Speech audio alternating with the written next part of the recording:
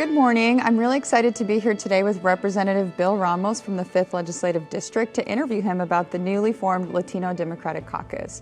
Representative Ramos, how are you? Doing fine, thank you. How are you? I'm doing great. I'm really excited to talk to you about the LDC. So the chair of the LDC, Representative Ortiz-Self, has been serving in this body for 10 years, and you've been serving since 2019. So why now? Well, since I've been here, I've been part of the Member of Color Caucus, which is a group of all our ethnic minorities that have been working together. Because we were smaller numbers, so we worked together. But in this last year, we went from 6 Latinos to 11. And so that gave us the ability with that number to make it more formal.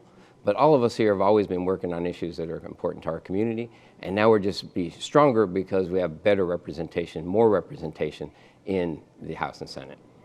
Yeah, and as someone who grew up in Eastern Washington and then lives in Western Washington, I've always appreciated the members that have, represented their constituencies, but also represented the Latino community writ large.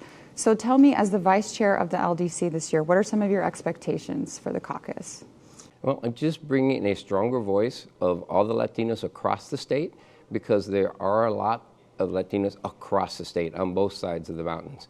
And there are different issues for some in one side than the other, and it's complex. They're not single issues. There are a lot of different people, a lot of different issues, a lot of different life situations, work situations.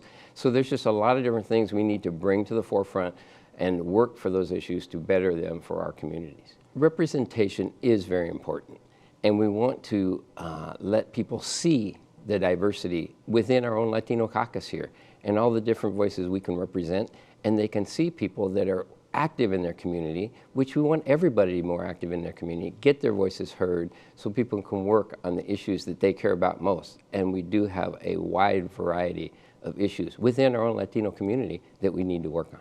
I agree. We have a diversity of voices in the caucus, and I think we're all so much stronger together. Advocating together for our common interests is going to help us get more things across the finish line, and I'm really excited for that.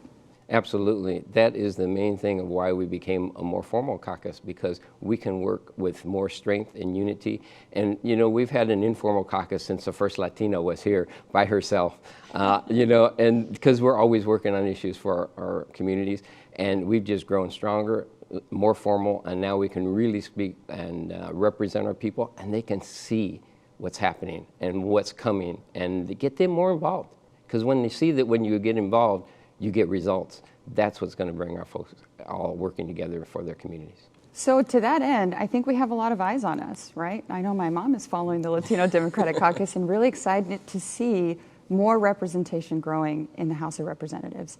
But what would you say to our young people who are watching and who might be interested in public service in the future? Step up and get involved. What do you care about? What's important to you? And we need young voices throughout our community. The young voice has to be there. You're the ones that are going to be here for the long run to take care of these things that we're starting to work on now. So get involved in your local community. Anything you want.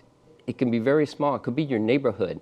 And let it grow. And you can step up at any time to the bigger stage when you're ready to step up and do everything you want for our community. That's how we're going to make changes in our society. One of the things I'm so excited about is how we're organizing ourselves as a caucus to make change together. I have a United Farm Workers flag in my office that was signed by Dolores Huerta when she was here, when we were passing Cesar Chavez Day and then Dolores Huerta Day. And what I love about that flag and why I have it in my office is I think about how people always said that farm workers are unorganizable, that that's who we are as a people.